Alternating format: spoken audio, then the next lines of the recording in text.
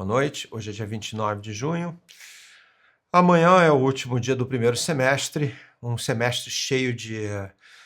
eventos e incidentes, inclusive a guerra de Irã contra Israel, que durou apenas 12 dias, mas vai deixar consequências duradouras. Eu vou fazer um rápido resumo desses últimos 12 dias e em que estado estamos atualmente.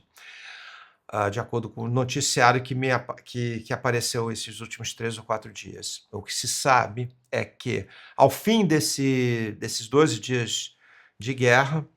Israel teve uma perda bem grande em termos de danos causados. 3 bilhões de dólares são supostamente os danos aos prédios e às instalações em Israel, mas não se leva em consideração o que o Israel pode ter sofrido em termos de danos às instalações militares, não se leva em consideração o que ela gastou em termos de mísseis para tentar abater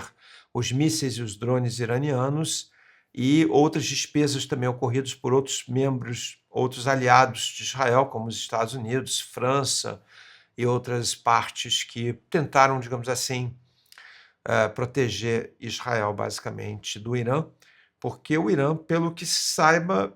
teve um apoio discretíssimo, quase não existente, da Rússia e da China. Mas o que acontece é que uma das grandes consequências é que hoje já está bastante estabelecido que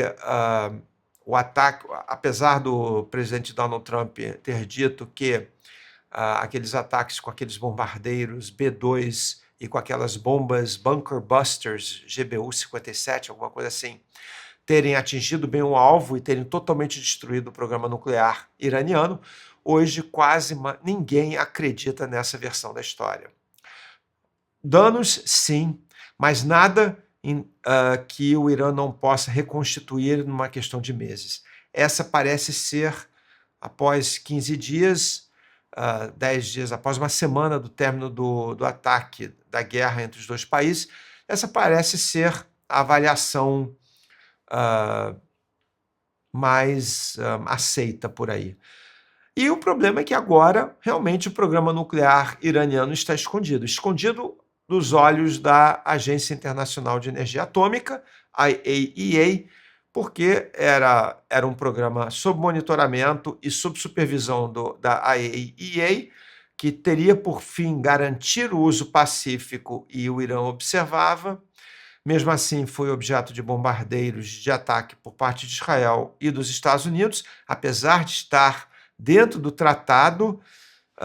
e o Irã estar observando esse tratado. Acontece que agora eles têm um material, ninguém sabe onde estão esses 400 quilos de urânio enriquecido a 60%, e muito provavelmente eles devem ter separado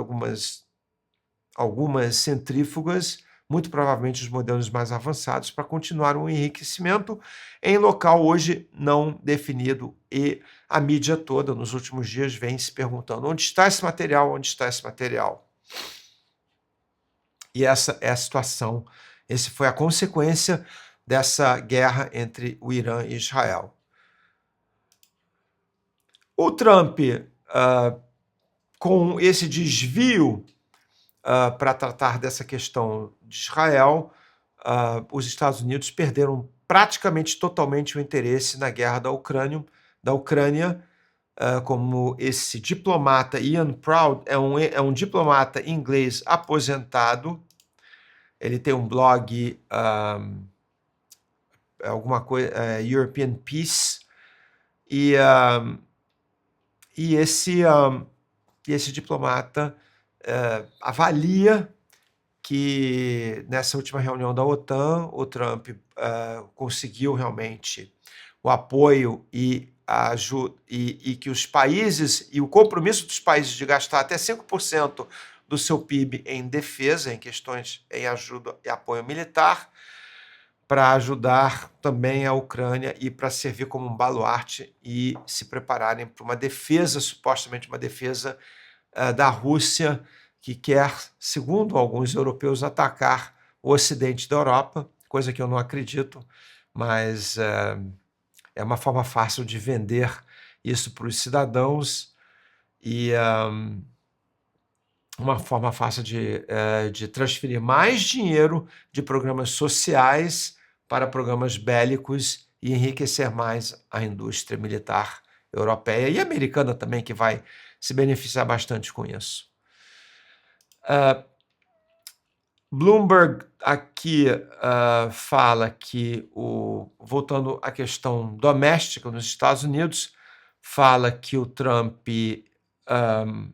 com esse combate e essa briga, e agora já chegando no limite que o Trump tinha dado de, eu acho que 90 dias para os países acertarem acordos de comércio bilaterais com os Estados Unidos, e o que parece que hoje é que são pouquíssimos os países que fecharam qualquer tipo de acordo. Eu acho que o Reino Unido foi o primeiro país e eles estão tendo sérios problemas com a Índia. Com a China parece que algum acordo foi obtido semana passada, quinta-feira. Os detalhes ainda não são claros, não está claro o que exatamente foi acordado, mas o Trump está agora com esse, digamos assim, essa data limite, já brigou com o Canadá, e já disse que vai arbitrar uma tarifa lá para o Canadá e ponto final. Então, no plano doméstico, o Trump também está querendo aprovar uma legislação nova, orçamentária para os Estados Unidos, que vai cortar alguns programas sociais. O mais conhecido é o Medicaid, que é o programa de assistência mínima às famílias mais pobres nos Estados Unidos. E então, ele está agora, com isso e com a questão da guerra de Israel e Irã, o Trump perdeu completamente o foco na Ucrânia. Financial Times traz sempre aquela notícia de que o Irã está prestes a obter uma bomba nuclear, coisa que as próprias agências de inteligência americana informaram ao Congresso americano em abril, e a diretora das agências, a Tulsi Gabbard, informaram que não tem projeto, quer dizer, que os serviços de inteligência dos Estados Unidos não detectaram nenhuma tentativa do Irã de construir uma bomba atômica. Mas os jornais Financial Times, Wall Street Journal, New York Times, Washington Post insistem que o Irã está buscando construir alguma bomba, ou pelo menos ter uma bomba em prazo, quer dizer, vencer todas as outras etapas tecnológicas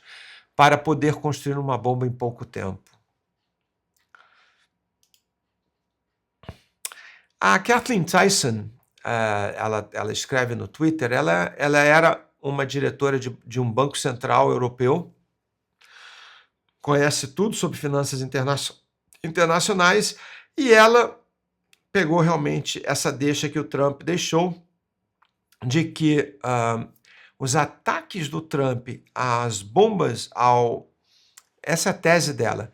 que os ataques do Trump às instalações nucleares do Irã foram praticamente algo combinado entre o Irã e os Estados Unidos para reduzir a pressão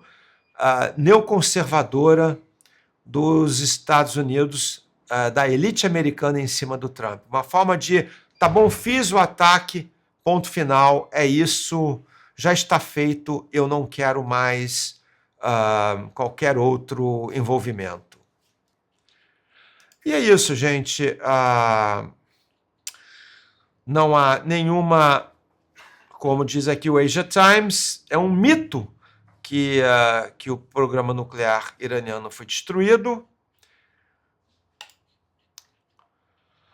Aqui é o Trump dizendo que ele não pode se dar ao luxo, não é ele, mas é o jornal constatando que ele não pode se dar ao luxo de sair derrotado em qualquer negociação de comércio bilateral. Por isso que ele está tendo um problema tão grande com a Índia. Eles não estão conseguindo, digamos assim, chegar a um consenso. E essa última matéria saiu nesse site, é muito interessante. E, para mim, é o motivo pelo qual o Irã não vai ser derrotado, porque a China e a Rússia não podem se dar ao luxo de perder um aliado no Irã. Digamos que amanhã tenha uma revolução, uma nova revolução, e que o Shah Reza Pahlavi Jr., que mora nos Estados Unidos, se eu não me engano, em Washington, D.C., digamos que ele seja reconduzido a liderar um novo governo iraniano totalmente pró-Ocidente, ele vai desmontar a estratégia chinesa e russa de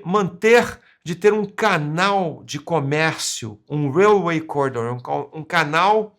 ferroviário de comércio internacional que pode ser usado pela China para importar todo o petróleo iraniano, que vai dar acesso à China a um porto na costa iraniana, a poucos quilômetros, a poucas centenas de quilômetros do Golfo Persa, e que é uma forma da China conseguir proteger as suas rotas de comércio, que se não fosse o caso, teriam que passar, como passam hoje, pelo Estreito de Malaca, que é sujeito a um bloqueio naval por parte dos Estados Unidos. Então, esse corredor terrestre, como diz aqui a matéria, permite mitigar os riscos de um bloqueio naval feito pelas forças do Ocidente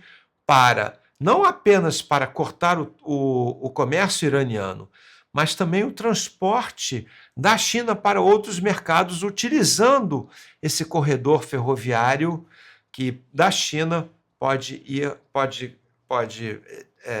desembocar no Golfo Persa e daí para o Estreito, para o Mar Vermelho, para o Canal de Suez, para a África. Então é muito interessante isso, esse é o motivo, essa matéria deixa bem claro, para mim, o motivo pelo qual a China vai continuar a apoiar, mesmo que discretamente, mesmo que com materiais, com o comércio de peças e partes, não uma ostensiva ajuda militar, não vai colocar forças à disposição do Irã, nada disso, mas vai... Porque o Irã não precisa necessariamente, o Irã tem uma base industrial muito forte também. E é um país muito antigo. Eu acho que vai ser muito difícil Estados Unidos, Israel e o Ocidente conseguir derrubar o regime iraniano, que seria a única forma para o Ocidente realmente destruir permanentemente o programa nuclear iraniano, que é o que eles acham que ocorre. Gente, bom domingo para vocês. Até logo.